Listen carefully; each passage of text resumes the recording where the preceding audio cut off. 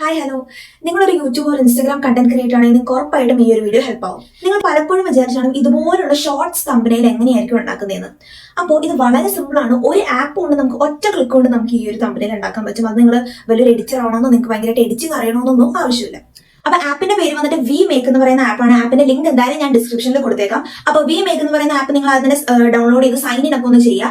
എന്നിട്ട് നിങ്ങൾക്ക് ഇങ്ങനെ ഒരു ഇന്റർഫേസ് ആയിരിക്കും കാണിക്കുന്നത്. അതായത് ഒരുപാട് ഓപ്ഷൻസ് ഉണ്ടാവും അതിനകത്ത്. എൻഹാൻസർ, റിമൂവൽ, തമ്പനയിൽ എന്നൊക്കെ പറഞ്ഞ് ഒരുപാട് ഓപ്ഷൻസ് ഉണ്ടാവും. അതിനകത്ത് നമുക്ക് ഷോർട്സിന് തമ്പനയിൽ ഉണ്ടാക്കാനായിട്ട് നമുക്ക് വേണ്ടത് തമ്പനയിൽ എന്ന് പറയുന്ന ഓപ്ഷനാണ്. ഞാൻ എന്തായാലും ഇവിടെ സ്ക്രീൻ റെക്കോർഡിംഗ് കൊടുത്തേക്കാം. അപ്പോൾ ആ ഓപ്ഷൻ ക്ലിക്ക് ചെയ്യുമ്പോൾ നിങ്ങൾക്ക് ഇമേജ് ടു തമ്പനയിൽ പിന്നെ വീഡിയോ ടു തമ്പനയിൽ ഈ രണ്ട് ഓപ്ഷൻസ് കാണിക്കും. ഒന്നില്ലെങ്കിൽ നിങ്ങൾക്ക് വീഡിയോ ഇൻസേർട്ട് ചെയ്തിട്ട് നമുക്ക് തമ്പനയിൽ ജനറേറ്റ് ചെയ്യാൻ പറ്റും, അല്ലെങ്കിൽ ഇമേജ് ഇൻസേർട്ട് ചെയ്തിട്ട് അതേപോലെയുള്ള തമ്പനയിൽ നിങ്ങൾക്ക് ജനറേറ്റ് ചെയ്യാൻ പറ്റും. അപ്പോൾ ഞാൻ ആകെ ഇമേജ് ടു തമ്പനയിൽ മാത്രമേ യൂസ് ചെയ്തിട്ടുള്ളൂ കേട്ടോ.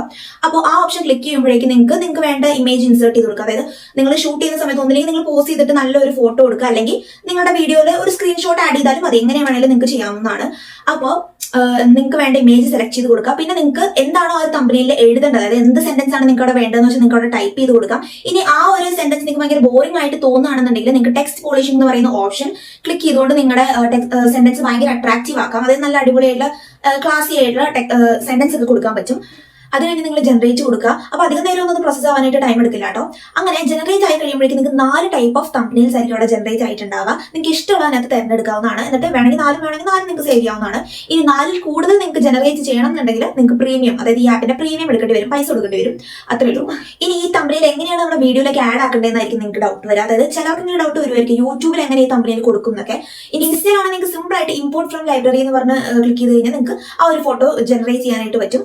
പക്ഷേ യൂട്യൂബിലാണെങ്കിൽ നിങ്ങൾ ചെയ്യേണ്ട ഒരു കാര്യം എന്താണെന്ന് വെച്ചാൽ എഡിറ്റ് ചെയ്യുമ്പോൾ നിങ്ങളുടെ വീഡിയോ എഡിറ്റ് ചെയ്യുന്ന സമയത്ത് ആദ്യത്തെ 2 സെക്കൻഡ് അല്ലെങ്കിൽ 1 സെക്കൻഡ് ഒക്കെ ഈ ഒരു പിക്ക്, അതായത് ഈ ഒരു തമ്പനയിൽ ഇൻസേർട്ട് ചെയ്ത് കൊടുക്കുക. എന്നിട്ട് നിങ്ങൾ യൂട്യൂബ് തമ്പനയിൽ ജസ്റ്റ് ആഡ് ആക്കി കൊടുത്താൽ മതി. അപ്പോൾ പിന്നെ നിങ്ങൾക്ക് ഈസിലി തമ്പനയിൽ ഇടാൻ പറ്റും.